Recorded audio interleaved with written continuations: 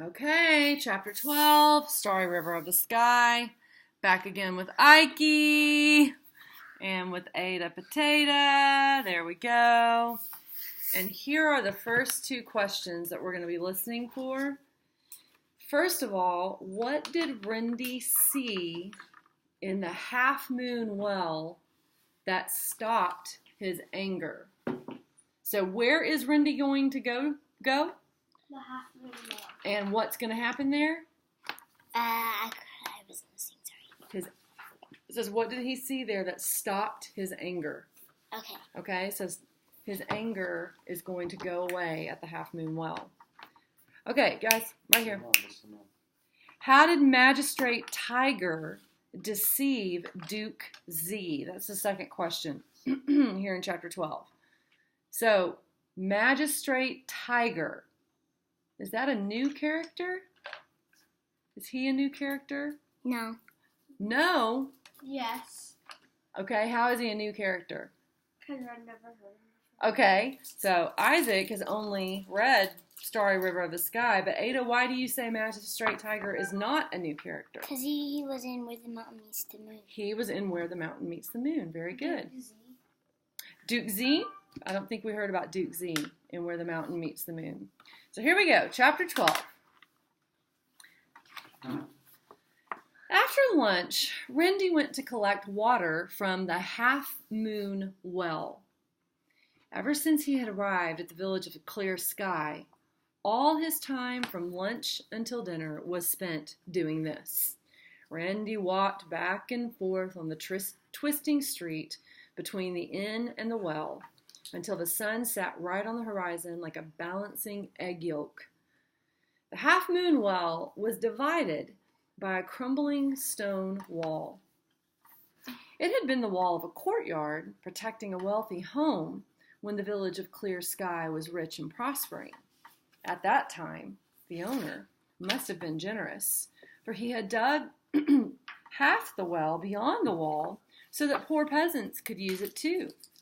To them, the split well had looked like the half circle of the mid-month moon, so they called it the half-moon well. However, now, with the wall in ruins, the well looked more like a full moon with a scar down the center. Rindy cursed it daily. I see something. The half-moon well was an awkward shape to haul water from, the dividing wall making the openings too small for buckets. Rindy was forced to use a small, hollow gourd to draw up the water, which he emptied into the large buckets he carried to and from the inn. Every day, Rindy had to gather enough water for the garden and the inn, and he often felt as if he were trying to fill a lake using a spoon. Today, however, Rindy did not curse the well. He did not think of the whales in the sky that gave him no peace at night. He did not even plot or plan how he could leave the village. Instead, he was busy trying to think of a story he could tell at dinner. He tried to remember old fairy tales told to him or make one up, but his mind remained empty. Why did I agree to tell a story? Ugh, he groaned to himself.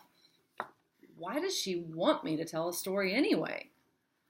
So while his head was empty, the rest of him was full of anxiety. Even as he filled the oversized buckets with the gourd, his thoughts were turning and twisting like dough, deep frying in oil. Perhaps that was why, when Rindy had finished the tiring process of filling the buckets, he paid less attention to his feet than he should have.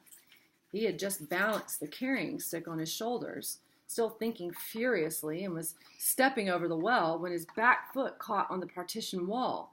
In that instant, Rindy tripped.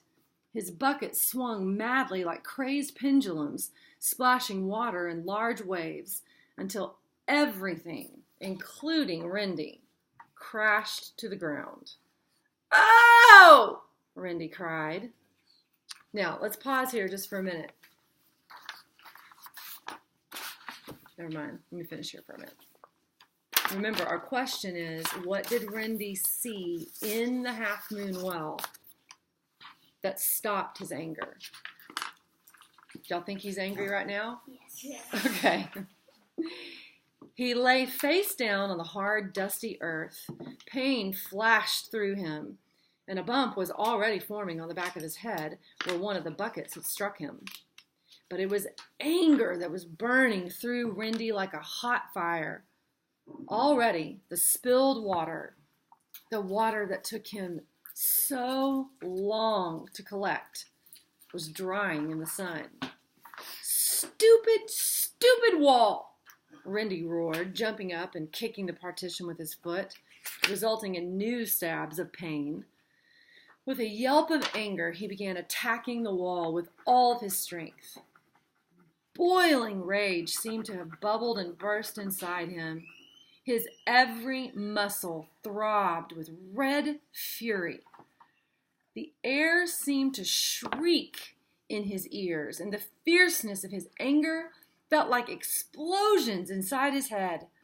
His pole cracked and the buckets bounced from the wall, but Rindy still felt as if he were ablaze with 1,000 bee stings. He fell to his knees and grabbed a rock with each hand and raised them to strike.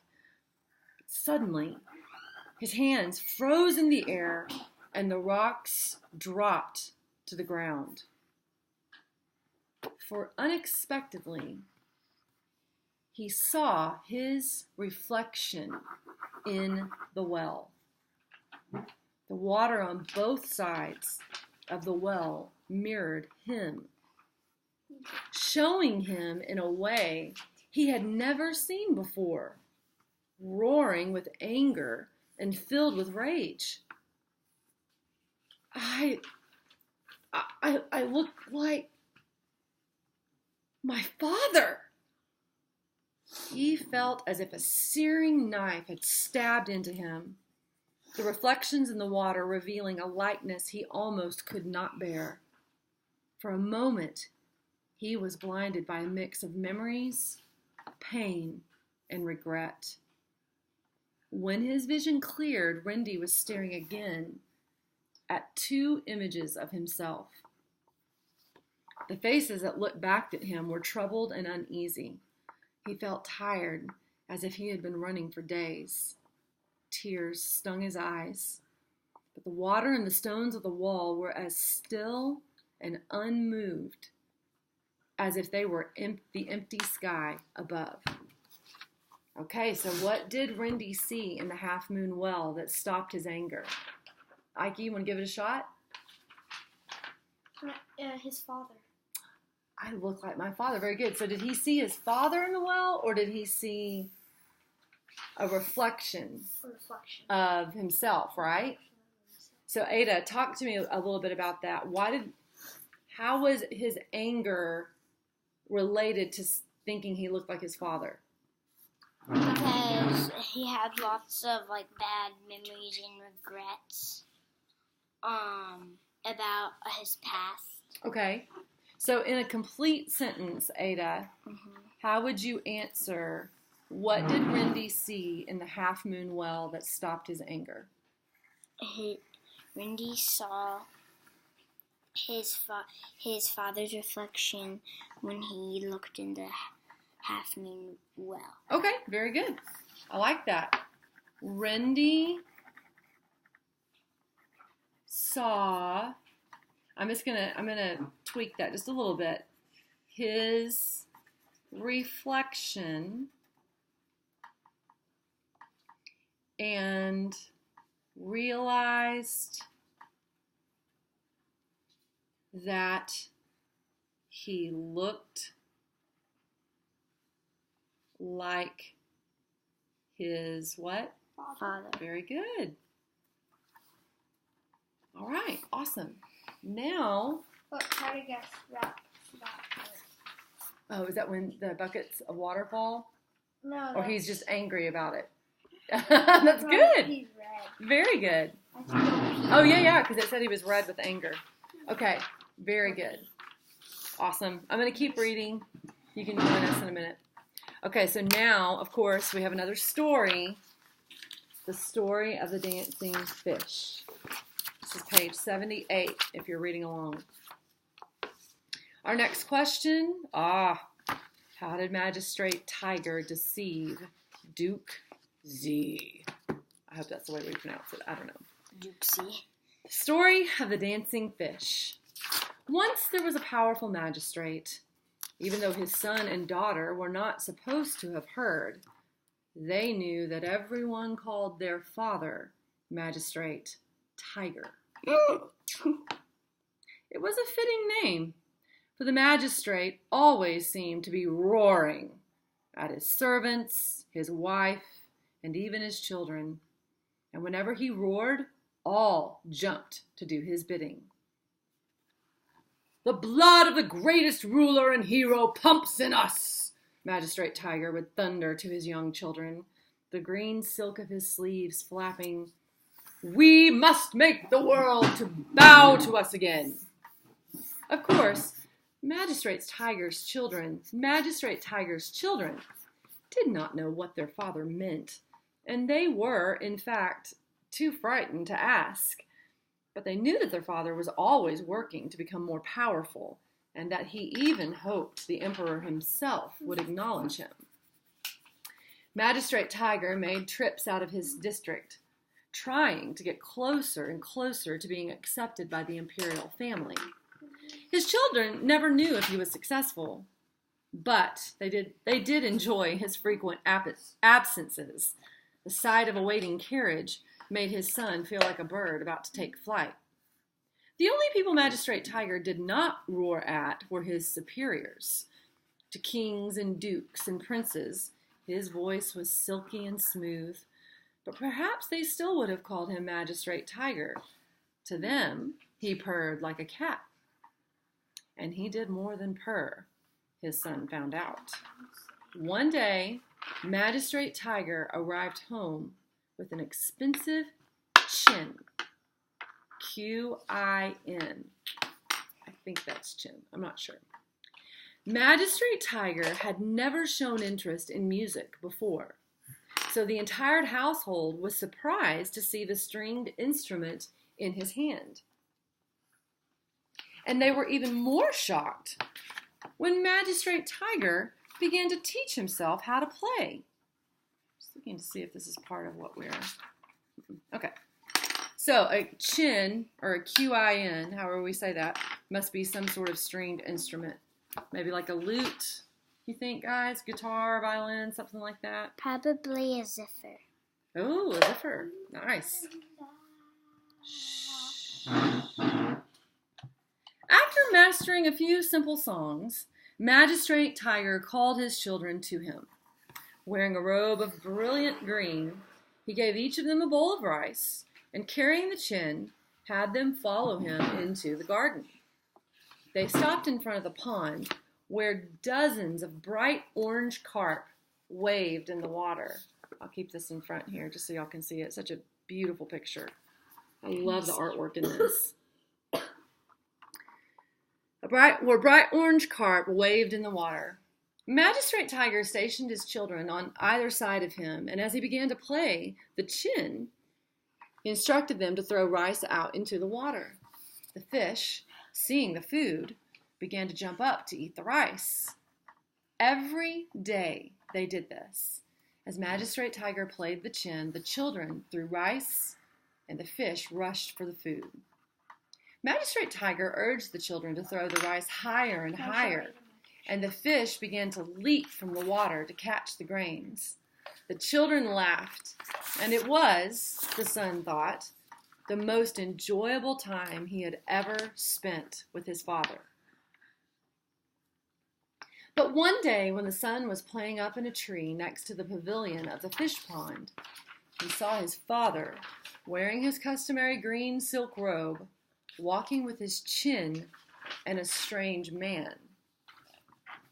The man walked as if his neck could not bend toward the earth, and, judging from the fineness of his clothes, he could only be a grand official or some sort of royalty. The son, who was not supposed to climb trees in the garden, quickly found a branch that hid him from view. "Ah, Duke Z," Magistrate Tiger was saying, in his smoothest voice. I finished. I am so honored that you have finally accepted my invitation to visit. When I heard you are a connoisseur of music, I felt obliged to come, the Duke said. Did you? Magistrate Tiger said in surprise. Yes, Duke Z said. Music reveals much about a person's character, does it not? Emotions and thoughts are communicated by it. Oh, yes, Magistrate Tiger said, nodding. I've heard you follow the ancient philosophy of music. I suppose I do, Duke Z smiled. And not just music, but sound itself. If a listener truly understands, he can hear what others cannot. Sentiment and sound cannot be separated. What is sentiment? Emotion, what the heart is feeling and thinking, cannot be separated from music. You hear emotion in music, even if it's just instrumental. Okay. Or especially if it has words that go along with it, right? Mm-hmm. But you can hear feeling in music. I've often thought the same, Magistrate Tiger said, and stood by the fish pond as if in deep thought. But I'm not here to spout philosophy, Duke Z said. I'm here to hear you play. Let's try that again. Look. I'm here, Isaac, to hear you play. Homophone. Is that what you just said? Yeah, I said homophone. Nice. Okay. The finer the music, the more noble the person. Is that not true? Oh, my playing is elementary, Magistrate Tiger said humbly. But I do try to convey my most noble thoughts with it. And without any further words, Magistrate Tiger began to strum the chin. As his familiar chords rang through the air, the fish began to jump out of the water, expecting the rice that had always been there before. They leaped again and again, as if dancing to the music. They shimmered in the sunlight, soaring and diving like cascades of orange and gold rainbows. It was beautiful. Slowly, Magistrate Tiger stopped playing. The carp slowly stopped jumping. As the chin rested silently, the pond was calm. Duke Z looked amazed and without a word bowed to Magistrate Tiger. I have never experienced such a wondrous sight, Duke Z said. To my ears, your playing was simple, but it must have conveyed such harmonious thoughts that only the fish could hear and rejoice at. You must be a very virtuous and wise man, Magistrate. Oh, you flatter me, Magistrate Tiger purred. I simply try my best. Your name has come up once or twice at some of the imperial functions, Duke Z continued. I will make sure you begin to receive the attention you deserve. Well, thank you, Lord Duke, Magistrate Tiger said. You are most gracious. The Duke turned around and began to walk back to the house. Magistrate Tiger moved to follow him, but before he turned, a look of triumphant conceit flashed on his face. The boy felt a shock run through him. It had been a trick. His father had planned the whole thing, the son realized. The practicing at the pond, the throwing of the rice every day. They had been training the fish to jump to Magistrate Tiger's music. And all of it had been done just to influence Duke Z. As Magistrate Tiger and Duke Z disappeared into the house, the boy dropped from the tree and stared blankly into the fish pond. It was clever of his father to trick the Duke, was it not? But as he remembered Duke Z's serious, sincere face, filled with awe, The boy saw his own face in the still water before him, and his own face looked guilty. As Rendy finished the story, he looked at all of them, staring at him silently. "You said it didn't have to be a good story," he said crossly. "No, it was very good," Madam Chang said. "It was extremely interesting." "Yes," Pai Yi nodded. "I'm just surprised." At that, Rendy grinned. And then he was the one who was surprised because everyone smiled back. Ooh, I like that. I thought that was really good. Can you see my pictures?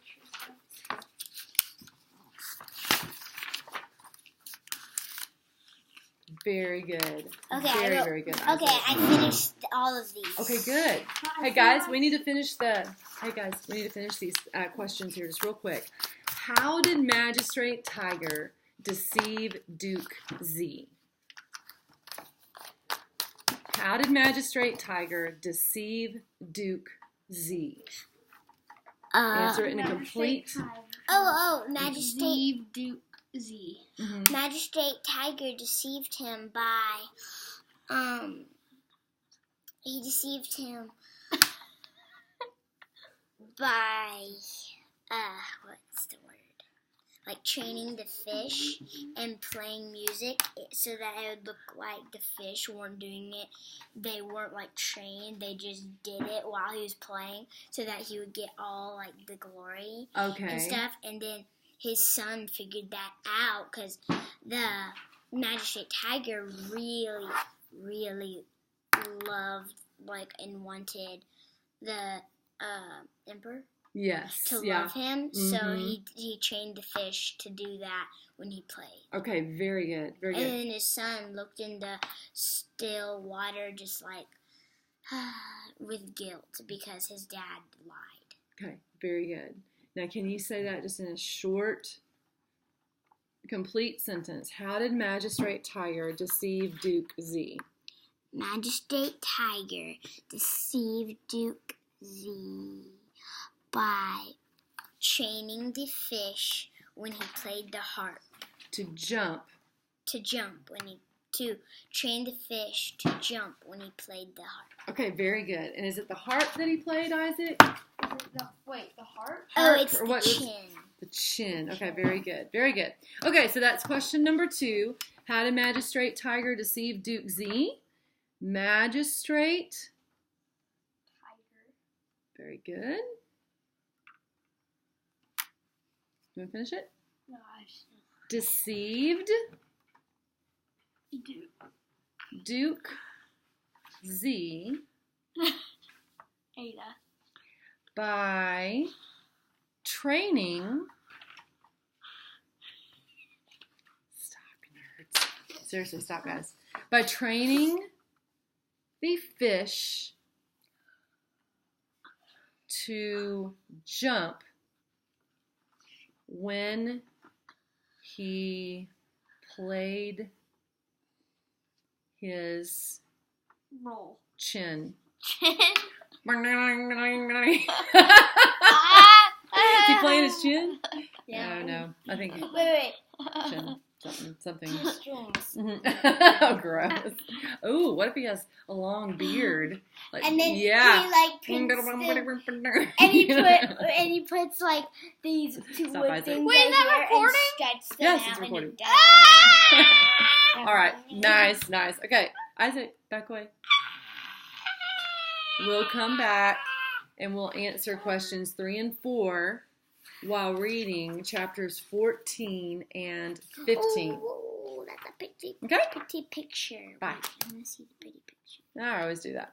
Now, bye.